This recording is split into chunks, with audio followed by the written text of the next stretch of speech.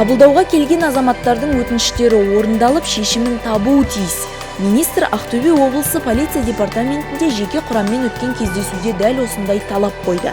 Жиынға Ішкі істер министрлігі орталық аппаратының қызметкерлері мен облыс әкімі Ералы Тоғжанов, сондай-ақ ведомство ардагерлері қатысты. Жасалып жатқан біраз жұмыс бар, жаңа айтып кеттім, біраз ауыл мекендер бар екен.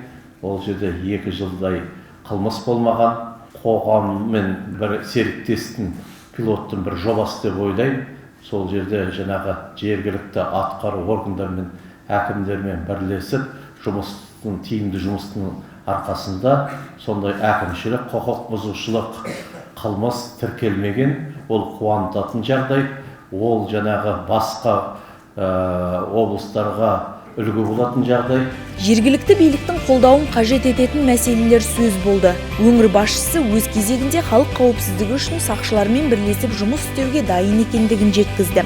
Айта кету керек, аймақта жол қауіпсіздігін тиісті деңгейде қамтамасыз ету үшін қосымша жол белгілері мен бағдаршамдар, жасанды жарықтандыру орнатылуы қажет. Бәріміздің елеп жатқанымыз бірден ұшмақ болды.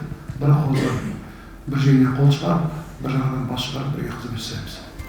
Жиында ардагерлер атынан сөз сөйлеген Ғалым Елекейұлы алдағы оң өзгерістерге сенім білдіріп, жас тәртіп сақшыларын халық игілігі үшін қызмет етуге шақырды.